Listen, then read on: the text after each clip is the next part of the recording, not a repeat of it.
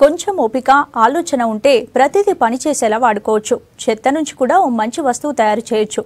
పారేసే వాటితో కూడా అద్భుతాలు చేయొచ్చు. పనికిరాని ప్లాస్టిక్ తో అందరికీ పనికొచ్చే దాన్ని తయారు చేస్తున్నారు సతీష్. ఇంతకీ ఆయన ఏం చేస్తున్నారో ఒకసారి చూద్దాం.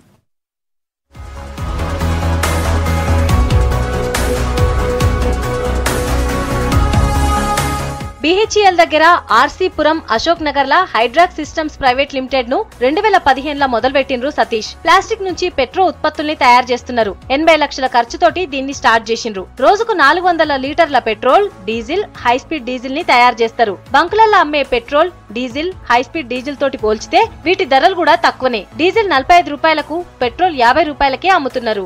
ఈ ప్లాస్టిక్ అనే దాన్ని తయారు చేసిన తర్వాత 2-3 సార్లు వాడిన తర్వాత దాన్ని ప్లాస్టిక్ కింద వాడలేరు. నేను దీన్ని రివర్స్ ఇంజనీరింగ్ చేసి మళ్ళీ క్రూడ్ ఆయిల్ కింద కానీ లేకపోతే దాన్ని వాల్యుబుల్ ఆయిల్స్ కింద చేద్దామని ఒక 3 సంవత్సరాలు గట్టిగా కష్టపడితే ఈ సిస్టమ్ వచ్చిన తర్వాత diesel, high speed diesel, petrol 3 కింద డివైడ్ చేస్తున్నాను. ఈ పర్టికులర్ సిస్టమ్ డెవలప్ చేసిన తర్వాత నేను వరల్డ్ వైడ్ కంపేర్ చేసుకుంటే ఇప్పుడు నేను చేసిన సిస్టమ్ లాంటి సిస్టమ్ వరల్డ్ లో ఇది one of the it's kind. Plastic తయారు చేసే కంపెనీల నుంచి పనికిరాని ప్లాస్టిక్ ని తీసుకొస్తారు. వాళ్ళ దగ్గర నుంచి కిలో 5 రూపాయల నుంచి 8 రూపాయల దాకా పెట్టి కొంటారు. తర్వాత వాటిని చిన్న చిన్న ముక్కలుగా చేస్తారు. అటెన్కా దాన్ని ఓ కంటైనర్ లేస్తారు. అక్కడ నుంచి ఇంకో కంటైనర్లకి మారుస్తారు. ఇట్లా ప్లాస్టిక్ ని కరిగిస్తారు. అటెన్కా బాగా వేడి చేస్తే gas, diesel, high speed diesel, petrol బయటకు వస్తాయి. ఇక ప్లాస్టిక్ నుంచి ఇవన్నీ తయారు చేసినాక వచ్చే బూడిద కూడా పనికొస్తదని చెప్తుండ్రు తయారీదారులు. బూడిదని మొక్కలకు ఎరువుగా వేయొచ్చు అంటుండ్రు. ఈ ప్లాస్టిక్ అయిపోయిన తర్వాత దీన్ని 6 గంటలు కూల్ అయ్యాక మాకు కార్బన్ వస్తుందండి రెసిడ్యూ కింద.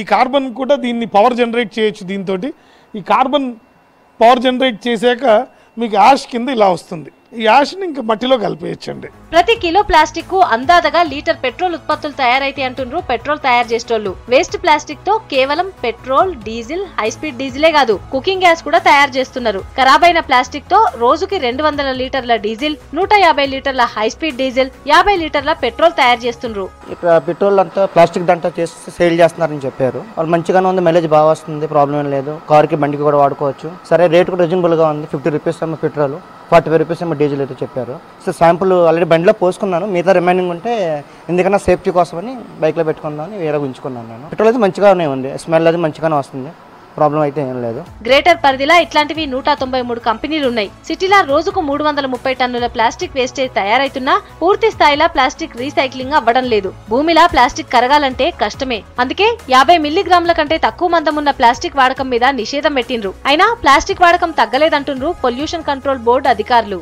330 టన్నుల పర్ డే ప్లాస్టిక్ వేస్ట్ తయారవుతుంది. అయితే ఈ సగం వరకు ఈ ప్లాస్టిక్ అంతా ఏమవుతుందంటే మనకు ప్రజలలో అవగాహన లేక మొత్తం ప్లాస్టిక్ను మన మున్సిపల్ సాలిడ్ వేస్ట్ చెత్తలో కలిపేస్తున్నారు. కలిపేసిన తర్వాత కూడా ఈ మధ్యన కొత్తగా రూల్స్ వచ్చి డ్రై వేస్ట్, వెట్ వేస్ట్ వచ్చిన తర్వాత ఎవరైతే ఆ సెగ్రిగేషన్ తీసుకెళ్తున్నారో వాళ్ళు పాపం కష్టపడి సెగ్రిగేషన్ చేస్తున్నారు. ఇట్లాంటి కంపెనీలు ఇంకొన్ని పెరిగితే ప్లాస్టిక్ కూడా జనాలకు ఉపయోగపడి తక్కువ రేట్లనే పెట్రోల్, డీజిల్ అందరికీ అందుబాటులోకి వస్తుందని చెప్తుండ్రు ఆఫీసర్లు.